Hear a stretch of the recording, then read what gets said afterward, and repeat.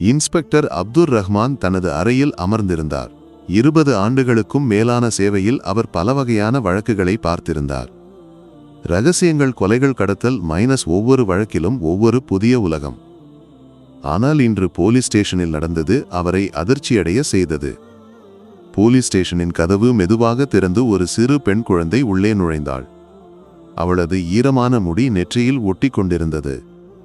நீல நிற உடையில் மழை நனைந்த இருண்ட புள்ளிகள் இருந்தன. மழைத்துளிகள் அவளது சிறுமுகத்தில் விழுந்தன. அவளது கண்களில் பயமோ அழுகையோ இல்லை. அதற்கு பதிலாக ஒருவித உறுதியான தீர்மானம் மட்டுமே இருந்தது.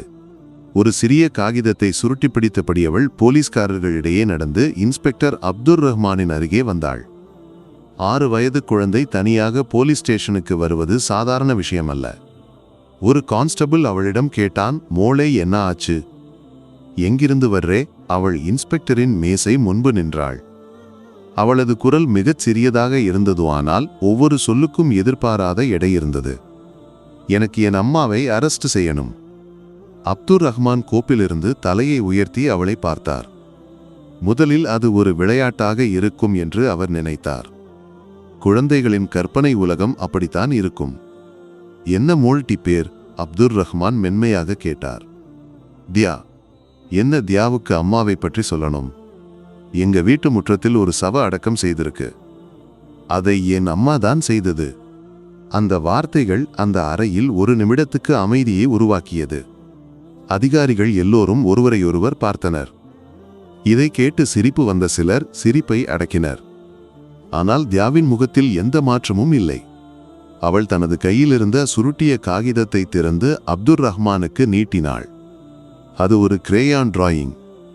ஒரு சிறு குழந்தை வரையக்கூடியதை விட அதிக தெளிவு அதில் இருந்தது. கருப்பு கிரேயான் கொண்டு வரையப்பட்ட பெரிய குழி. அதில் ஒரு பெண்ணின் உருவம் கீழே கிடக்கிறது. அதன் மேல் மண் போடும் மற்றொரு பெண்ணின் உருவம். அந்த படத்தை பார்த்ததும் அப்துர் ரஹ்மானுக்கு ஒருவித குளிர் உடலில் பரவியது. அது சாதாரண குழந்தையின் கற்பனையில் உருவான படம் அல்ல. அதில் ஒருவித பயங்கரத்தின் சுட்டிக்காட்டல் இருந்தது.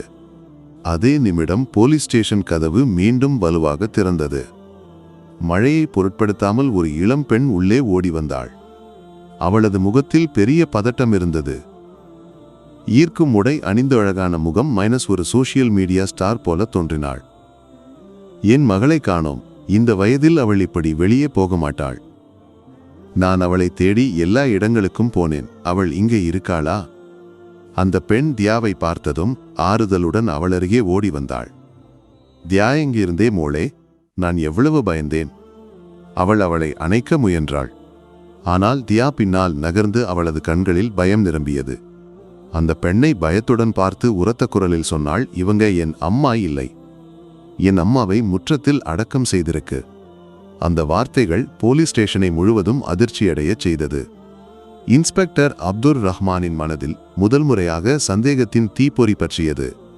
அப்துர் ரஹ்மான் அந்த இளம்பெண்ணை அருகிலுள்ள அறைக்கு கொண்டு போனார். அவர்களுடன் ஒரு பெண் போலீஸ் அதிகாரியும் சேர்ந்தார். அந்த இளம்பெண்ணின் பெயர் சைரா. பிரபலமான சோஷியல் மீடியா இன்ஃப்ளூயன்சர். தினசரி லட்சக்கணக்கானோர் அவளது வீடியோக்களை பார்க்கின்றனர். அவள் பேசுவது, சிரிப்பது, பாடுவது எல்லாம் அவளது ரசிகர்களை மகிழ்விக்கும். ஆனால் இப்போது அவளது முகத்தில் பயம் நிறைந்திருந்தது. தியாவை பற்றிய எல்லா விவரங்களும் நீங்கள் எங்களுக்கு கொடுக்கணும் என்று அப்துர் ரஹ்மான் கேட்டார். சைரா அழ ஆரம்பித்தாள். இன்ஸ்பெக்டர் ஏமன நிலை கோளாறு உள்ள குழந்தை அவள். என் குழந்தை பருவம் போல அவளுக்கும் பிரச்சினைகள் இருந்தன. அதனால்தான் அவள் இப்படி கற்பனையில் பார்க்கிறாள். அப்துர் ரஹ்மான் அவளது வார்த்தைகளை நம்பவில்லை. அவர் கான்ஸ்டபிளிடம் சைராவின் சோஷியல் மீடியா அக்கவுண்ட்களை சோதிக்கச் சொன்னார். சைராவின் அக்கவுண்டில் தியாவின் ஏராளமான வீடியோக்கள் இருந்தன. ஆனால் பெரும்பாலான வீடியோக்களில் தியா அமைதியாக இருந்தாள். அவள் சிரிப்பது அல்லது பேசுவது போன்ற வீடியோக்கள் மிக குறைவு. இது அப்துர் ரஹ்மானை மேலும் சந்தேகப்பட வைத்தது. இந்த குழந்தை ஏன் பேசாமல் இருக்கிறாள் என்று அப்துர் ரஹ்மான் சைராவிடம் கேட்டார். அவளுக்கு மனநிலை சம்பந்தப்பட்ட சில பிரச்சனைகள் இருக்கு. அதனால் தான் அவள் அமைதியாக இருக்கிறாள் என்று சைரா சொன்னாள். அப்துர் ரஹ்மான் தியாவை ஒரு மனநல நிபுணரிடம் கொண்டு போனார். டாக்டர் ஃபாத்திமா தான் அந்த நிபுணர். தியாவை பார்த்ததும் அவளுக்கு ஒரு சிறப்பான தைரியம் தோன்றியது. அழகான ஒரு விளையாட்டு பொம்மையும் சாக்லேட்டும் கொடுத்ததும் தியா விரைவில் டாக்டருடன் பழகினாள். ஃபாத்திமா தியாவிடம் பேச ஆரம்பித்தாள். மோலுட்டி அம்மாவின் பெயர் என்ன? தியா உடனே பதில் சொன்னாள், கதீஜா. அதை கேட்டு டாக்டர் அதிர்ந்தார். டாக்டர் தொடர்ந்து கேட்டார், உன் அப்பாவின் பெயர்? நிசார் என்று தியா சொன்னாள். டாக்டர் ஃபாத்திமா உடனடியாக அப்துர் ரஹ்மானை அழைத்தார். இந்த குழந்தையின் நினைவுகள் மிக தெளிவாக இருக்கு. அவள் தனது உண்மையான பெற்றோரின் பெயரை சரியாக சொல்கிறாள். இது மனநிலை பிரச்சனை இல்லை, அவள் ஏதோ சந்தித்திருக்கிறாள். அப்துர் ரஹ்மான் சைராவின் சோஷியல் மீடியா அக்கவுண்ட்களை மீண்டும் சோதித்தார். சைரா திருமணமாகாதவள் என்று பல வீடியோக்களில் சொல்லியிருந்தாள். அப்படியிருக்க தியா எப்படி அவளது மகள்? தியா கொடுத்த விவரங்களை வைத்து அப்துர் ரஹ்மான் அடுத்து கதீஜாவின் மற்றும் நிசாரின் குடும்ப உறுப்பினர்களை பற்றி விசாரித்தார். அப்போது அவர் கதீஜாவின் அம்மா லத்தீஃபாவின் ஃபோன் நம்பரை கண்டெடுத்தார். போனில் பேசிய போது லத்தீஃபா கண்ணீர் வடித்தாள். என் மகளையும் பேரக்குழந்தையையும் 3 ஆண்டுகளாக காணவில்லை. அவர்களுக்கு ஒரு பிரபல சோஷியல் மீடியா ஸ்டாருடன் நெருக்கம் இருந்தது. அவள்தான் என் பேரக்குழந்தையை என்னை பார்க்க அனுமதிக்காதது. இந்த விவரங்கள் எல்லாம் அப்துர் ரஹ்மானின் மனதில் ஒரு வெளிச்சத்தை ஏற்படுத்தியது. சைரா என்ற சோஷியல் மீடியா ஸ்டாரின் கொடூரத்தின் முகம் அவருக்கு முன்பு தெளிவானது. லத்தீஃபா கொடுத்த விவரங்களை வைத்து இன்ஸ்பெக்டர் அப்துர் ரஹ்மான் சைராவின் வீட்டுக்கு திரும்பினார். அது ஒரு ஆடம்பரமான பங்களா. போலீஸ் குழு வந்தபோது சைரா மிக அமைதியாக இருந்தாள். அவள் தனது போனை எடுத்து லைவ் வீடியோ செய்ய தயாராக இருந்தாள். இன்ஸ்பெக்டர், உங்களுக்கு இங்கே என்ன வேலை? நீங்கள் என் வீட்டின் தனி உரிமையை தேவையில்லாமல் மீறுகிறீர்களா? நாங்கள் ஒரு வாரண்டுடன் தான் வந்திருக்கோம் மிஸ் சைரா. நாங்கள் உங்கள் வீட்டு முற்றத்தை தோண்டப் போகிறோம் என்று அப்துர் ரஹ்மான் சொன்னார். சைராவின் முகம் வெளிரியது. அவள் அப்துர் ரஹ்மானை கோபத்துடன் பார்த்தாள். உங்களுக்கு எப்படி இதை செய்ய முடியும்? நீங்கள் ஒரு குழந்தையின் கற்பனையை நம்பி என் வீட்டை அழிக்கப் போகிறீர்களா? ஆனால் அப்துர் ரஹ்மான் அவளது வார்த்தைகளை கேட்கவில்லை.